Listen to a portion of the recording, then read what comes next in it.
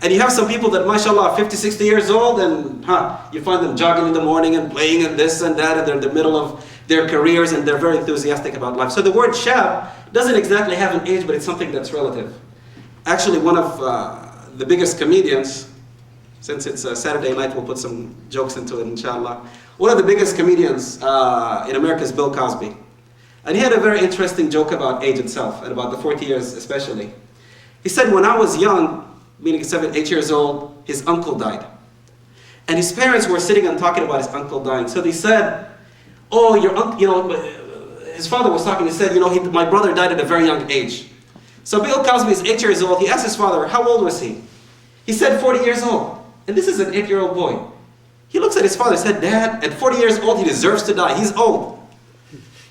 And then he said, for a few years, I traveled, I went to college, this, that, and I came back when I'm about 20, 21 years old. And I was sitting with my parents, and they remembered my uncle.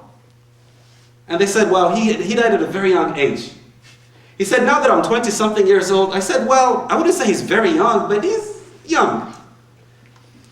And then he said, before you know it, I got married, I had kids, and I'm sitting with my father, and now I am 42 years old. And he says, my father's saying, wow, I miss my brother, he died at a very young age, 40 years old. He said, I looked at my dad and said, wow, he was a baby. Because now he himself has reached that age. So the age of shabab, of youth, shabun nasha fi ta'atillah, doesn't relatively mean a certain age, but it's that young age. It's a young age in which you see the dunya coming to you. You see this world in front of you. You see, I have this chance in my career to do this, and I have my chance to do this and make this money. It's haram, it's halal, I don't care because I'm still young. I have a long life in front of me. That idea that you have in your mind that I'm young and I can do what I want and I can do this and I still have a long time to go to Hajj and I still have a long time to do that. When you have that attitude that you still think that you're young, that is the age of shabab. That is the age in which if you return to Allah and you worship Allah and you persevere in that path, Allah subhanahu wa ta'ala has no reward for you except being from this group of people that are protected under the shade of the throne of Allah subhanahu wa ta'ala. In the day of judgment, Allah says that person who had the entire dunya in front of him, he could have went there, he could have went this, yet he chose my path. Nasha'a fi ta'atillah. No, this one, come here, under the shade of my throne. Nobody holds you back. And that is why it's so important for us to be at this age, inshallah all of us in this room are from the shabab, that we have to turn to Allah in this age. Before we reach that age of disability and that age of hopelessness and that age that I wish I did this and I wish I did that and I had so much free time when I was... No, we have it now, let's enjoy it, let's be in that path. And also a lot of us, if not all of us, are also parents. There's a hadith that a lot of us use today very differently than the Sahaba.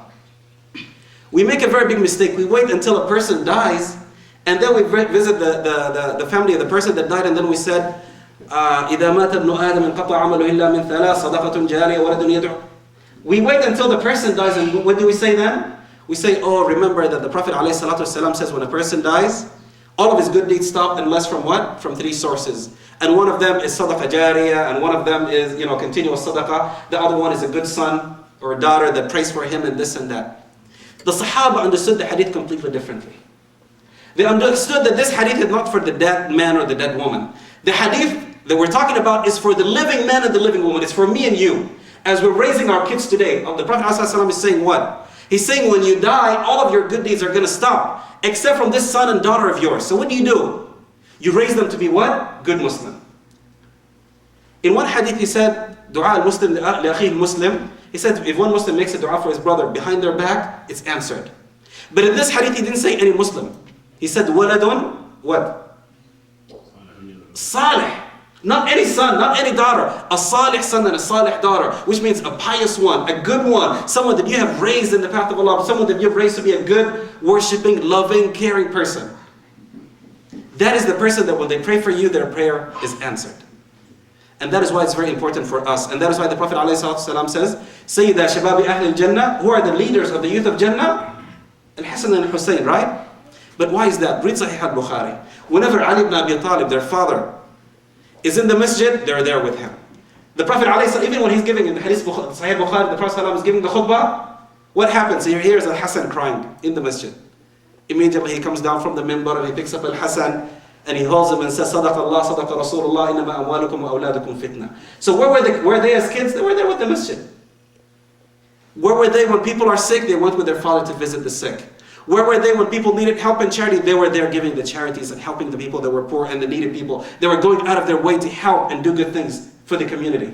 They were always there. Even when the person did not know, the elder person did not know how to make wudu, they were the ones giving da'wah to that person in a very nice way and teaching the person how to make wudu. So in every chance, in every opportunity, you find that they were, from a young age, he raised them to be that way.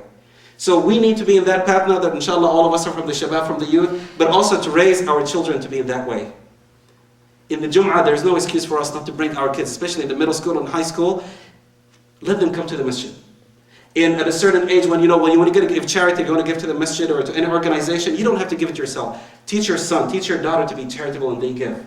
When someone is sick, don't go by yourself and take the reward, but take your kids with you so they get to that age of visiting and caring for the sick and caring for the poor and doing the good deeds at a young age so they get used to it.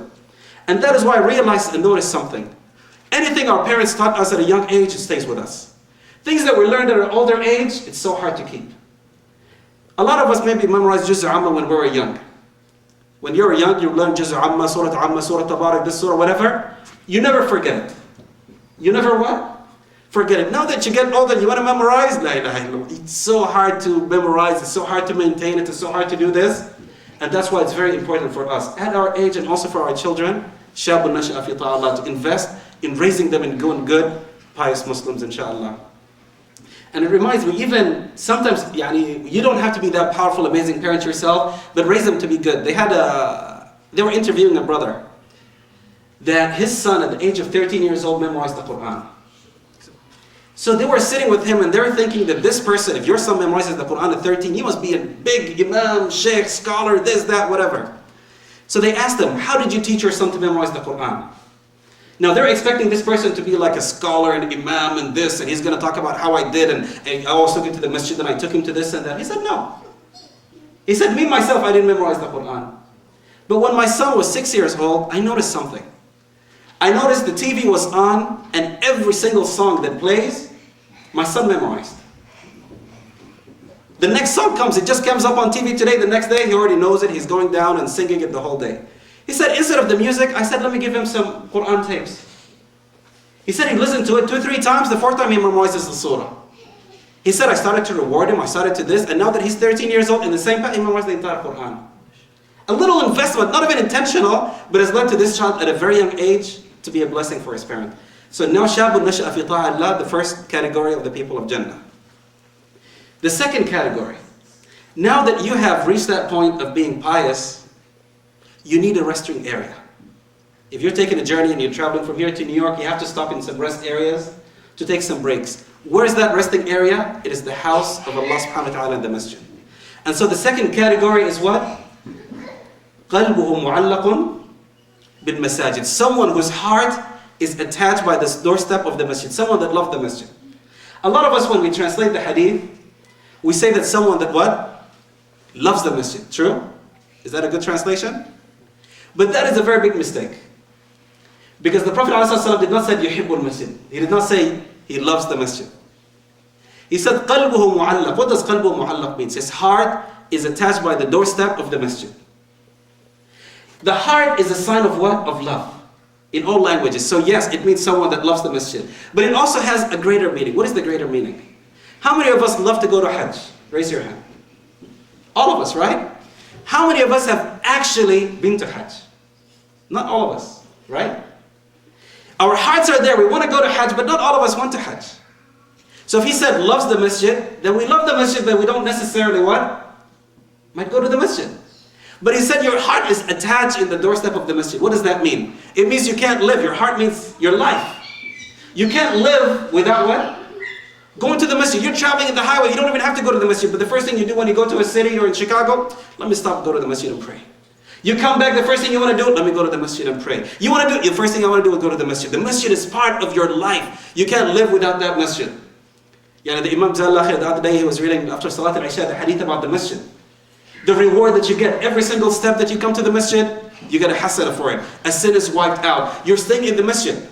أنتم في الصلاة من تظرتم الصلاة. Right now we're waiting for Isha prayer. Every moment you're waiting for salah, for the salah in the masjid, you're getting rewarded as if you're praying. You're waiting for Isha, Allah is rewarding you right now as if you are praying Isha prayer. أنتم في الصلاة من تظرتم الصلاة. Look at the blessings.